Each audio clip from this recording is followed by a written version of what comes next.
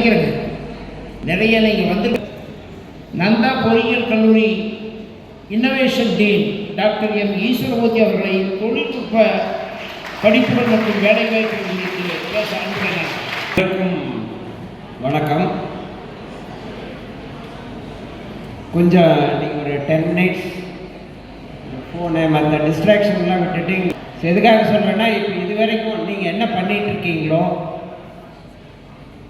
10th படிக்கிறவங்களுக்கு 10th exam பற்றி என்னென்ன சப்ஜெக்டில் எப்படி எழுதலாம் அப்படின்னு நீங்கள் ரெகுலராக பண்ணுறத உங்கள் டீச்சர்ஸ்லாம் சொன்னாங்க இல்லைங்களா? அப்புறம் நான் வந்து இப்போ என்ன சொல்ல போகிறேன்னா, உங்களோட உயர் கல்விக்கு அடுத்தது 10th முடிச்சுட்டு 11th முடிச்சுட்டு +2 முடிச்சுட்டு உயர் கல்விக்கு செல்லும் பொழுது என்ன மாதிரி நீங்கள் வந்து திட்டமிட வேணும், என்னென்ன மாதிரி காலேஜஸ் வந்து நீங்கள் செலக்ட் பண்ணணும்.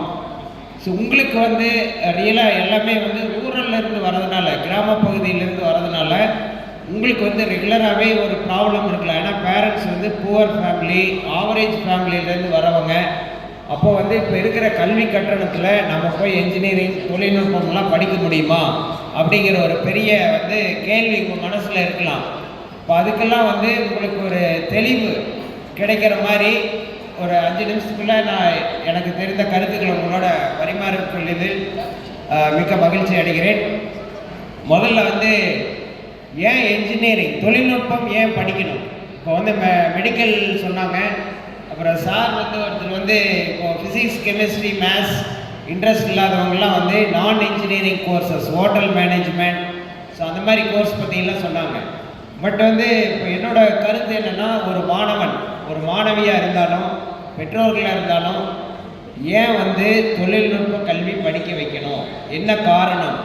ஓகே, ஸோ அதுக்கு வந்து ஒரு சில எக்ஸாம்பிள் சொல்லணும்னா, அப்துல் கலாம் உங்களுக்கு தெரியுமா? எல்லாத்துக்கும் தெரியும். அவர் வந்து ஒரு என்ஜினியர். அடுத்தது வந்து பார்த்திங்கன்னா ஸ்ரீதர் வேம்பு அப்படின்னு ஒருத்தர் இப்போ ரீசெண்டாக எல்லா இடத்துலையும் ரொம்ப ஃபேமஸ் ஆகிட்டு இருக்காரு. அவரை பற்றி தெரியுமா? கேள்விப்பட்டிருக்கீங்களா? கேள்விப்படலைன்னா இப்போ தெரிஞ்சுக்கங்க. ஸ்ரீதர் வேம்பு அப்படிங்கிறவர் வந்து பார்த்திங்கன்னா சவுத் தமிழ்நாட்டில் ஒரு கிராமத்தில் இருந்து ஒரு என்ஜினியராக படிச்சுட்டு ஃபாரினில் யூஎஸில் வந்து ஒரு 18-20 வருஷம் அங்கே இருந்துட்டு, அதுக்கப்புறம் இப்போ வந்து என்னென்னா இங்கே வந்து கிராமத்தில் இந்த மாதிரி ஒரு சாஃப்ட்வேர் இண்டஸ்ட்ரி வந்து ஆரம்பித்து இன்றைக்கி பெரிய அளவில் சக்ஸஸ் ஆகியிருக்காரு.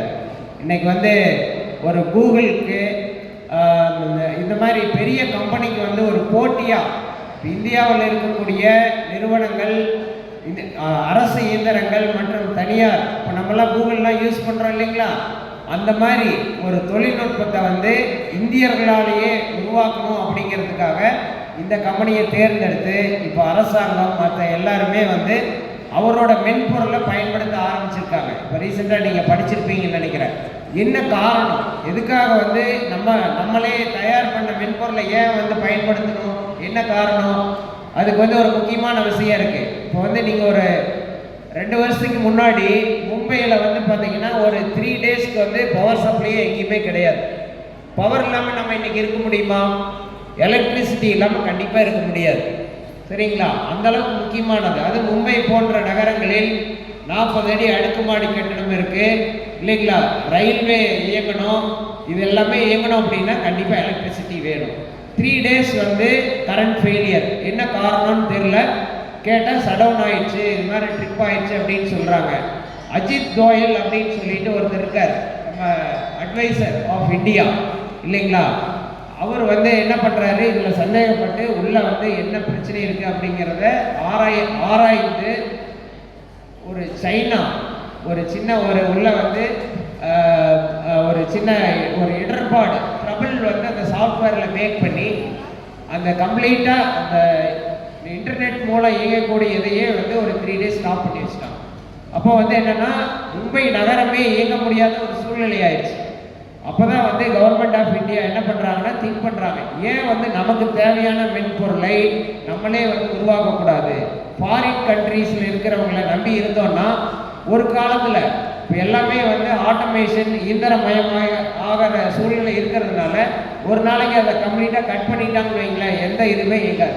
பெட்ரோல் பம்புக்கு போனீங்கன்னா பம்பு இயங்காது, புரியுதுங்களா? வீட்டில் லைட் எரியாது, எதுவுமே செய்ய முடியாது, இன்டர்நெட் ஒர்க் ஆகாது, ஃபோன் ஒர்க் ஆகாது, அப்போ வந்து ஸ்டாண்ட் ஸ்டில் ஆகிடும். அதனால் நமக்கு தேவையான பொருளை நம்மளே உருவாக்கணும் அப்படின்னு சொல்லிட்டு இந்த ஸ்ரீதர் வேம்புவோட கம்பெனி ஜோஹோ இருக்கு இல்லைங்களா, அதை செலக்ட் பண்ணி இப்போ வந்து அவங்களோட மெயில் ஜோஹோ மெயில் யூஸ் பண்ணுங்க. அதே மாதிரி ஜோஹோவோட அரட்டை அப்படிங்கிற இந்த வாட்ஸ்அப்புக்கு அரட்டை அப்படின்னு ஒரு செயலி இருக்குது, அதை பயன்படுத்துங்க அப்படின்னு கவர்மெண்ட்டே இப்போ வந்து என்கரேஜ் பண்ணிட்டு வராங்க. அந்த அளவுக்கு சக்ஸஸ்ஃபுல்லான என்ஜினியர் வந்து ஸ்ரீதர் வேம்பு அப்படிங்கிறவர். ஸோ அதே மாதிரி அப்துல் கலாம் உங்களுக்கு நல்லாவே தெரியும், அவர் வந்து பிரசிடென்ட் வரைக்கும் வந்தவர். அதே மாதிரி வீரமுத்துவேல் அப்படின்னு ஒருத்தர் நம்மளை மாதிரி தான் கிராமத்தில் கவர்மெண்ட் ஸ்கூலில் படிச்சுட்டு பாலிடெக்னிக் படிச்சுட்டு சந்திரயான் 3 அப்படிங்கிற ஒரு இதை வந்து உருவாக்கி சந்திரனில் போய் சவுத் சைடில் அதை கீழே இறக்கிறதுக்கு இது வரைக்கும் யாரும் சக்ஸஸ் பண்ணல, இவர் ஒருத்தர் தான் பண்ணியிருக்காரு. அங்கே வந்து ஆர்டிஃபிஷியல் இன்டெலிஜென்ஸ் அப்படிங்கிற அந்த தொழில்நுட்பத்தை பயன்படுத்தி அதை எப்படி அந்த விண்கலத்தை இறக்குறாங்க அப்படின்னு பார்த்தீங்கன்னா அது கீழே இறங்குது. ஏன்னா அந்த நில இது இருக்கு இல்லைங்களா, சர்ஃபேஸ் இருக்கு இல்லையா, அது மேடு பள்ளங்கள் அதிகமாக இருக்கிற இடம் அது நிலவில் மூணில். இப்போ அதை வந்து என்ன பண்ணுதுன்னா அந்த மேடு பள்ளங்களை பார்த்து எந்த இடம் வந்து ஃப்ளாட்டாக இருக்குது, எந்த இடத்துல இந்த சந்திரயானை இறக்க முடியுமோ அது அந்த கருவி தனக்கு தானே ஒரு முடிவெடுத்து ஃப்ளாட்டான இடத்துல சக்ஸஸ்ஃபுல்லாக இறங்கியிருக்கு. அந்த அளவுக்கு தொழில்நுட்பம் தெரிந்து அந்த கருவியை வந்து உருவாக்கியிருக்கார். யார்? நம்மள மாதிரி கிராமத்து ஸ்கூலில் படித்து ஒரு பாலிடெக்னிக்கில் டிப்ளமோ படிச்சுட்டு அப்புறம் இன்ஜினியரிங் படித்து இன்னைக்கு வந்து ஐஎஸ்ஆர்ஓவில் வந்து ஒர்க் பண்ணிகிட்டு இருக்காரு. இந்த மாதிரி பொறியாளர்கள் கண்டிப்பாக வந்து நாட்டுக்கு தேவை இருந்தால் தான் நம்ம இந்த சாதனையெல்லாம் படிக்க முடியும். இன்னொரு எக்ஸாம்பிள் சொல்லணும் அப்படின்னு பார்த்தீங்கன்னா, நம்ம ரீசெண்டாக ஒரு 2-1.5 வருஷத்துக்கு முன்னாடி பாகிஸ்தான் கூட போர் நடந்தது இல்லைங்களா, வார் நடந்தது. அப்போ வந்து என்ன பண்ணுறாங்க, மிட் நைட்டில் 20 நிமிஷத்தில் எந்த இடத்துல கொண்டு போட்டோமோ அந்த இடத்துல கரெக்டாக கொண்டு போட்டாங்க. இப்போ வந்து ஒரு எய்ம் பண்ணுறாங்கன்னு வைங்க, இப்போ இந்த பொங்கு ஒரு இதுக்காக சொல்கிறேன், நீங்கள் எதை எடுத்துக்காங்க, இந்த இடத்துல நான் பேசிகிட்டு இருக்கேன்னு வைங்க, என் தலைமாலேயே பாம்பு போட்டோன்னா இங்கே போடலாம். ஸோ அந்த அளவுக்கு அக்யூரேட்டாக தொழில்நுட்பத்தை வந்து டெவலப் பண்ணி இங்கேருந்து ரிமோட்டில் இயக்கி அங்கே போய் போட்டிருக்காங்க. அப்படின்னா இது பொறியாளர்களால் மட்டும்தான் முடியுமா ஒழிய மற்றவர்களால் கண்டிப்பாக முடியாது. சரிங்களா? இப்போ வந்து இந்த அளவுக்கு வந்து டெக்னாலஜி தெரிஞ்சவங்களுக்கு எவ்வளோ சம்பளம் கொடுப்பாங்க நீங்கள் பாருங்கள், எவ்வளோ நம்மளால் ஏர்ன் பண்ண முடியும். ஒன்று. இன்னொன்று வந்து நாட்டுக்கு மக்களுக்கு தேவையான விஷயத்தை ஈஸியாக கொடுக்கறது. இப்போ நீங்கள் ChatGPTலாம் யூஸ் பண்ணிகிட்டு இருக்கீங்களே, பார்த்தீங்கன்னா எதை கேட்டாலும் கொடுக்குது, அது என்ன கேட்டாலும் கொடுக்குது. எனக்கு வந்து ஒரு 55 வயசு ஆச்சு, நான் என்னென்ன உணவு பழக்கங்கள்லாம் அடுத்த ஒரு வாரத்துக்கு சாப்பிடணும்னா அது தெளிவாக கொடுக்குது. அதுக்கு பின்னாடி என்ன இருக்குது, நம்ம வந்து ரிசல்ட்டை மட்டும்தான் பார்க்குறோமோ இல்லையா, அதுக்கு பின்னாடி என்ன தொழில்நுட்பம் இருக்குது, எப்படி எல்லாம் அதை டெவலப் பண்ணியிருக்காங்க, பூராமே பொறியாளர்கள் தான். புரியுதுங்களா? ஸோ அந்த மாதிரி ஒரு ஒரு ஒரு படிப்பு நமக்கு வேணும் அப்படின்னா நம்ம கண்டிப்பாக தொழில்நுட்ப படிப்புகளை நோக்கி வந்தால் மட்டும்தான் அதை வந்து தெரிஞ்சுக்க முடியும். சரிங்க சார், இது வர்றது அப்படின்னா எங்களுக்கு வந்து படிக்கிறது கஷ்டமாக இருக்குமா, எப்படி கல்லூரிகளை தேர்வு செய்வது, படிப்பதனால் என்ன பெனிஃபிட்? நீங்கள் மற்ற கோர்ஸ் படிக்கிறத விட இப்போ பெண்களாகட்டும் அல்லது ஆண்களாகட்டும், பெண்கள்லாம் வந்து பார்த்தீங்கன்னா நிறைய computer science, IT, AIDS, artificial intelligence இதுதான் சூஸ் பண்ணுறாங்க. நீங்கள் 4 வருஷம் கோர்ஸு 3 வருஷம் படிக்கிறப்பவே கம்பெனிஸ் வந்துட்டு இன்டர்ன்ஷிப் அப்படின்னு மாதம் 15,000 20,000 ஸ்டைபண்ட் கொடுக்குறாங்க. நீங்கள் கடைசி வருஷத்தை ஃபீஸை உங்களோட இன்டர்ன்ஷிப்லேயே நீங்கள் ஏர்ன் பண்ணிக்கலாம். அவங்களோட கம்பெனிக்கு ரெக்ரூட் பண்ணிவிட்டு உங்களுக்கு வந்து மாதம் 15,000 20,000 வரைக்கும் 15,000 வச்சுட்டு வச்சுங்களேன், வருஷம் 2 லட்ச ரூபா ஆச்சு. ஃபீஸ் வந்து பார்த்தீங்கன்னா மேக்ஸிமம் நம்ம ஏரியாவில் இருக்கிற எல்லா காலேஜஸும் பார்த்தீங்கன்னா ஒரு 75,000 இதுலேருந்து 1 லட்ச ரூபா இருக்கும். நான் ஸ்காலர்ஷிப் இல்லாமல் சொல்கிறேன். அப்போ வந்து கடைசி வருஷத்துக்கான ஃபீஸை வந்து நீங்களே ஏர்ன் பண்ணி கட்டிக்கலாம். ஸோ அந்த மாதிரி வசதி இருக்குது. அதே மாதிரி நீங்கள் வந்து பெற்றோர்கள்லாம் என்ன நினைப்பாங்க, நம்ம 4 வருஷம் முடிஞ்சுதா பையனை படிக்க வச்சு ஒரு 21 வயசுலேருந்து 25க்குள்ளே கல்யாணம் பண்ணி அவங்களை செட்டில் பண்ணிடணும் அப்படின்னு நினைப்பாங்க. அப்போ வந்து நீங்கள் 4 வருஷம் கோர்ஸ் படிச்சிங்கன்னா உங்களுக்கு வேலை வாய்ப்பு இதில் நிறையா இருக்குது. டக்குன்னு வந்து என்னது லைஃப்பில் ஈஸியாக செட்டில் ஆகிடலாம். ஒரு 5 வருஷம் 6 வருஷம் இருந்தால் 1 லட்ச ரூபா 1.5 லட்ச ரூபா ஸ்கேலுக்கு வந்து போகிற அளவுக்கு சம்பள ஸ்கேலுக்கு போகிற அளவுக்கான வாய்ப்புகள் அதிகமாக இருக்குது. சரி, இப்படி இருக்கிறப்போ நம்ம எப்படி கல்லூரிகளை வந்து தேர்ந்தெடுக்கிறது? கல்லூரிகளில் வந்து பார்த்தீங்கன்னா இப்போ இந்தியாவில் பெஸ்ட் அப்படின்னு பார்த்தீங்கன்னா இந்தியன் இன்ஸ்டியூட் ஆஃப் டெக்னாலஜி ஐஐடின்னு சொல்லுவாங்க. அடுத்தது வந்து என்ஐடின்னு சொல்லுவாங்க. அடுத்து வந்து யூனிவர்சிட்டிஸ் நிறையா இருக்குது. விஐடி இருக்குது, வெள்ளூர் இன்ஸ்டியூட் ஆஃப் டெக்னாலஜி ஒரு யூனிவர்சிட்டி, எஸ்ஆர்எம் யூனிவர்சிட்டி, அமிர்தா யூனிவர்சிட்டின்னு இருக்குது. அதுக்கப்புறம் அண்ணா யூனிவர்சிட்டி காலேஜஸ் வந்து பார்த்தீங்கன்னா ஒரு 500க்கு மேலே காலேஜஸ் இருக்குது. நீங்கள் ஐஐடி என்ஐடிலாம் போனீங்கன்னா சார் முதல்ல சொன்னார்ல ஜேஇ எக்ஸாம் எழுதுனா தான் அங்கே போக முடியும். ஜாயிண்ட் என்ட்ரன்ஸ் எக்ஸாம் முன்னாடி இருந்தே நம்ம ப்ரிப்பேர் பண்ணோம், பண்ணிவிட்டு அதில் நல்ல ஸ்கோர் எடுத்தோம்னா அங்கே போகலாம். அதுக்கப்புறம் வந்து யூனிவர்சிட்டி சொன்னோம் இல்லைங்களா, அதுக்கெலாம் என்னென்னா ஒரு யூனிவர்சிட்டி தனித்தனியாக எக்ஸாம்ஸ் நடத்துகிறாங்க. நீங்கள் அந்த ஜேஇ எழுதலை அல்லது எழுதி ஸ்கோர் கம்மியாக போச்சுன்னா இந்த யூனிவர்சிட்டிக்கு ட்ரை பண்ணலாம், அந்த யூனிவர்சிட்டியில் போய் படிக்கலாம். அதுவுமே இல்லை அப்படின்னா அண்ணா யூனிவர்சிட்டி காலேஜஸ், அண்ணா யூனிவர்சிட்டி அஃபிலியேட்டட் காலேஜஸ் அப்படின்னு பார்த்தீங்கன்னா அதில் 2 விதம் இருக்குது. ஒன்று வந்து அட்டானமஸ் காலேஜஸ் இருக்குது, நான் அட்டானமஸ் காலேஜஸ் இருக்குது. அட்டானமஸ் காலேஜஸ் வந்து ஒரு 50 காலேஜ், 50 to 60 காலேஜ் தமிழ்நாட்டில் இருக்குது. நீங்கள் அந்த கல்லூரியை செலக்ட் பண்ணிவிட்டு அங்கே போய் படிக்கலாம், இல்லாட்டி நான் அட்டானமஸ் காலேஜஸில் படிக்கலாம். இதுக்கெல்லாம் வந்து என்னென்னா நீங்கள் +2ல் என்ன மார்க் எடுக்கிறீங்களோ அது ரேங்கிங் போட்டுட்டு கவுன்சிலிங் கூப்பிடுவாங்க உங்களை. அதில் யாருக்கெல்லாம் கட் ஆஃப் அதிகமாக இருக்கோ அதுபடி காலேஜ் வைஸ் எல்லாத்துக்குமே கிடைக்கும். ஒரு 3-3.5 லட்சம் சீட் இருக்குது, எல்லாத்துக்குமே வந்து என்ஜினியரிங் கிடைக்கிறதுக்கு வாய்ப்பு இருக்குது. என்ன காலேஜ் செலக்ட் பண்ணுறது சார், இதெல்லாம் சொன்னீங்க கரெக்டு. எந்த மாதிரி காலேஜில் நாங்கள் படிக்கிறது, எந்த காலேஜ் நல்ல காலேஜ்னு எப்படி கண்டுபிடிக்கிறது அப்படின்னா அதுக்கு வந்து எந்தெந்த காலேஜில் இன்னோவேஷன் புதிய கண்டுபிடிப்புகள் பற்றி சொல்லித்தராங்களோ அந்த காலேஜ், சரிங்களா? அதே மாதிரி ப்ராப்ளம் சால்விங் ஸ்கில், ஒரு ப்ராப்ளம் கொடுத்தா அது மேத்ஸில் போடுற ப்ராப்ளம் கிடையாது, ரியல் டைம் ப்ராப்ளம் ஒன்று கொடுத்தா அதை எப்படி சால்வ் பண்ணுறதுன்னு எந்தெந்த கல்லூரிகள்லாம் உங்களுக்கு வந்து சொல்லித்தராங்களோ அந்த மாதிரி கல்லூரி செலக்ட் பண்ணலாம்.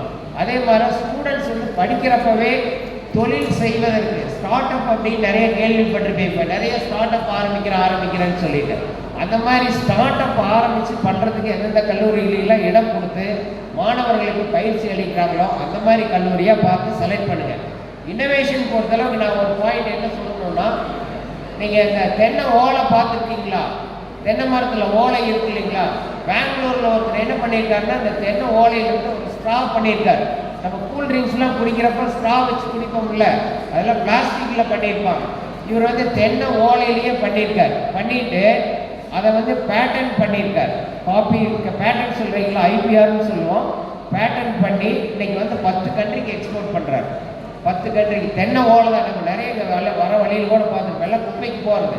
அதில் ஒரு புதிய கண்டுபிடிச்சு 10 கண்ட்ரிக்கு எக்ஸ்போர்ட் பண்ணுறாரு. ஸோ அந்த மாதிரி வந்து கல்லூரிகளில் இப்போ நிறைய இன்னோவேஷன் பற்றி நிறைய சொல்லித்தராங்க. அந்த மாதிரி கல்லூரியை தேர்ந்தெடுங்க. உங்களுக்கு வந்து என்ன சேலஞ்ச் அப்படின்னா, சார் இது மாதிரி என்ஜினியரிங் தொழில்நுட்ப படிப்புலாம் போகிறப்ப எங்களுக்கு ஃபீஸ் அதிகமாக இருக்கும், எப்படி சார் நாங்கள் மேனேஜ் பண்ணுறது அப்படின்னு பெரிய ஒரு கேள்வி இருக்கும். இப்போ நீங்கள் அதுக்கு வந்து பார்த்தீங்கன்னா ஃபினான்ஷியல் அசிஸ்டன்ஸ் அப்படின்னா முதல் பட்டதாரியாக இருந்தீங்கன்னா உங்கள் குடும்பத்தில் நீங்கள் தான் முதல் பட்டதாரின்னா 25,000 ரூபா வந்து உங்களுக்கு ஸ்காலர்ஷிப் தராங்க. 1 லட்ச ரூபா ஃபீஸ் அப்படின்னா வருஷத்துக்கு 25,000 கவர்மெண்ட் கொடுத்துட்றாங்க. இப்போ 4 வருஷத்துக்கு 1 லட்ச ரூபா உங்களுக்கு ஸ்காலர்ஷிப் கிடைக்கும். SC ST பிரிவை சேர்ந்தவங்களாக இருந்தால் ஃபுல் ஃப்ரீ இருக்குது. அதே மாதிரி நீங்கள் ஜாயின் பண்ண முன்னாடி, காலேஜில் ஜாயின் பண்ண முன்னாடி ஸ்டூடெண்ட்ஸ் வந்து இன்னோவேட்டிவ் ப்ராஜெக்ட் பண்ணால் MSMEலேருந்து ஒரு ப்ராஜெக்ட்டுக்கு 15 லட்ச ரூபா ஃபண்டிங் தராங்க. கிராண்ட் திருப்பி கட்ட வேண்டியதில்லை, ப்ராஜெக்ட் பண்ணால் போதும். அதே மாதிரி என்டர்பிரனர் டெவலப்மெண்ட் இன்ஸ்டியூட் அப்படின்னு தமிழ்நாட்டில் ஒன்று இருக்குது. அதில் வந்து நீங்கள் வந்து IVP ப்ரோக்ராம் அப்படின்னு ஒன்று இருக்குது. அதில் வந்து 3 லட்ச ரூபா வரைக்கும் ஃபண்டு தராங்க, 3 lakhs ஃபண்டு தராங்க ப்ராஜெக்ட் பண்ணால். அதே மாதிரி நீங்கள் பேட்டன் ஃபைல் பண்ணிங்கன்னா புதுசாக ஒன்று கண்டுபிடிச்சிட்டீங்க, அது உங்களுடையது அப்படிங்கிறதுக்கான ஒரு உரிமை கொண்டாடுறதுக்காக பேட்டன் ஃபைலிங்க்கு நிறைய காலேஜஸ் சப்போர்ட் பண்ணுறாங்க. இப்போ எங்கள் காலேஜ்லாம் நந்தா இன்ஜினியரிங் காலேஜில் வருஷம் 300 பேட்டன் ஸ்டூடெண்ட்ஸ் பேட்டன் ஃபைல் பண்ணுறோம். அதுக்கு வந்து சென்ட்ரல் கவர்மெண்ட் வந்து ஃபைல் பண்ணுறதுக்கு நீங்கள் ஃபைல் பண்ணி பப்ளிஷ் பண்ணிங்கன்னா 5,600 ரூபா கொடுக்குறாங்க. அதே மாதிரி பேட்டன் கிராண்ட் ஆயிடுச்சுன்னா MSMEயில் கொண்டே கொடுத்தோம்னா 1 லட்ச ரூபா பணம் கிடைக்கும். 1 லட்ச ரூபா பணம் கிடைக்கும். நீங்கள் 4 வருஷத்துக்கு 4 லட்ச ரூபா ஃபீஸ் கட்டினீங்கன்னா MSMEயில் ஒரு ப்ராஜெக்ட் வாங்கினாவே 5 லட்ச ரூபா ஆச்சு. அதோட 3 மடங்கு உங்களுக்கு வந்து ஃபண்டு கிடைக்குது. இந்த மாதிரி வசதிகள்லாம் இருக்குது. இதெல்லாம் தெரிஞ்சுட்டு சரியான கல்லூரியை தேர்ந்தெடுத்து நீங்கள் வந்து நல்ல பலன் பெற்று ஒரு அப்துல் கலாம் மாதிரியும் ஸ்ரீதர் வேம்பு மாதிரியும் அதே மாதிரி சுந்தர் பிச்சை இந்த மாதிரி பெரிய ஒரு என்ஜினியராக வளர வேண்டும் என்று வாழ்த்தி விடைபெறுகிறேன். நன்றி, வணக்கம். தேங்க்யூ. வரித்துறை உதவி